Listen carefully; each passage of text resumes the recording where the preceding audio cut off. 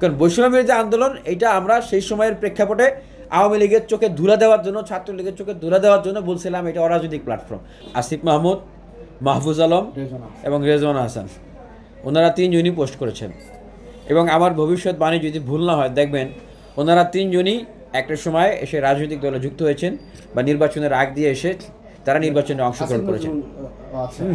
আমি ডক্টর আসিফ নজরুল স্যারের পোস্টটিও পড়েছি, উনি সাধুবাদ জানিয়েছেন, কিন্তু উনি কিছুটা মানদণ্ড ধরে রেখে কথা বলেছেন। কিন্তু বাকিরা যেভাবে ডাইরেক্টলি প্যাট্রোনাইজ করেছেন, উনি সরাসরি ওইভাবে করে প্যাট্রোনাইজ করে নাই। বলে না যে ওই মানে অ্যাটিচিউড দেখেই আসলে বোঝা যায় যে উনি আসলে চোখ যে মনের কথা বলেন।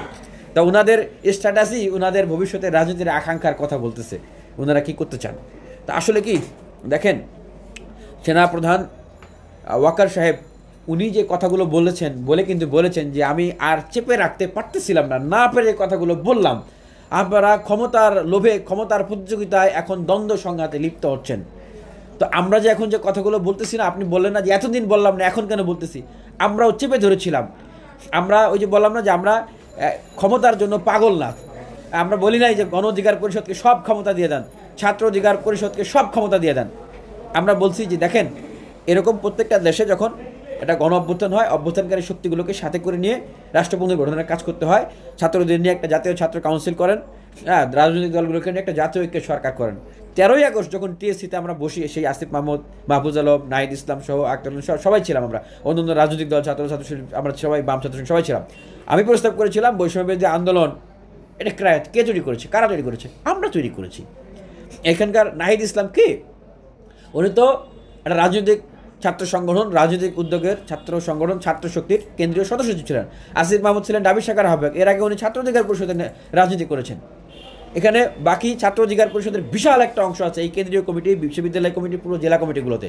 আপনাদের সাংবাদিকদেরকে বলতেছি, আপনারা প্রথম যে কমিটি হয়েছে সেই কমিটি নেন, স্ট্যাটিস্টিক্স করেন যে এই কমিটিতে পদধারী কোন ছাত্র সংগঠনের কতজন আছে। ছাত্র অধিকার পরিষদের সংখ্যা অন্য কোনো ছাত্র সংগঠন থেকে কম হবে না। কিন্তু আমরা তো এগুলো বলে বেড়াই নাই, ঢোলও বাজাই নাই। আমরা মনে করেছি এটা আমাদের ঐতিহাসিক দায়বদ্ধতা। সেই জায়গা থেকে আমি তাদেরকে বলেছিলাম যে বৈষম্যবিরোধী প্ল্যাটফর্মটাকে আপনারা এখন এমন একটা প্ল্যাটফর্ম করেন যে আপনারাই যেহেতু নেতৃত্বে সামনে হয়ে আসেন, আপনারা সামনে থাকেন, অন্যান্য সব ছাত্র সংগঠনের শীর্ষ নেতারা এখানে থাকুক। আমরা এটাকে একটা জাতীয় ছাত্র কাউন্সিল প্ল্যাটফর্ম হিসেবে আমরা এটা নিয়ে কাজ করি। নেক্সট ইলেকশনের আগ পর্যন্ত রাষ্ট্র পুনর্গঠনে আমরা কাজ করি।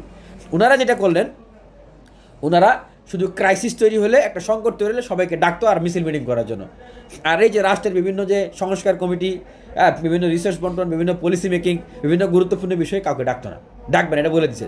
তাহলে ছাত্র সংগঠন, ছাত্র নেতৃত্ব যারা রাজনীতি করে তারা তো আর বোকা না, তাদেরকেও দীর্ঘদিন তারা ব্যবহার করেছে। কিন্তু একটা পর্যায়ে কিন্তু বৈষম্যবিরোধীর সাথে আর ছাত্র সংগঠনগুলো থাকে নাই। কারণ আমরা ধরে ফেলেছি যে তারা আমাদেরকে ব্যবহার করছে, ছাত্র সংগঠনগুলো ধরে ফেলেছে।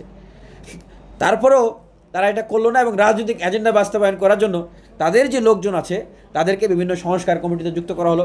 তাদের লোকজনদেরকে বিভিন্ন মানে সুযোগ সুবিধা আছে সেই সমস্ত জায়গায় ইনক্লুড করা হলো।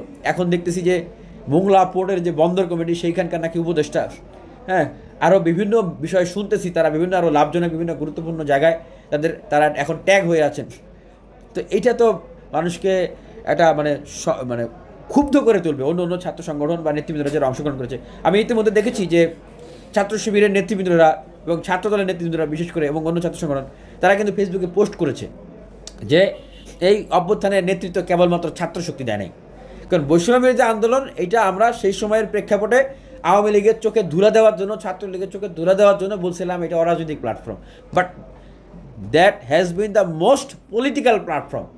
এটা সবচেয়ে বেশি পলিটিক্যাল প্ল্যাটফর্ম, যেখানে সব ছাত্র সংগঠন আমরা এফোর্ট দিয়েছি, ইনক্লুড করেছি সবাইকে। এটাই বাস্তবতা। কিন্তু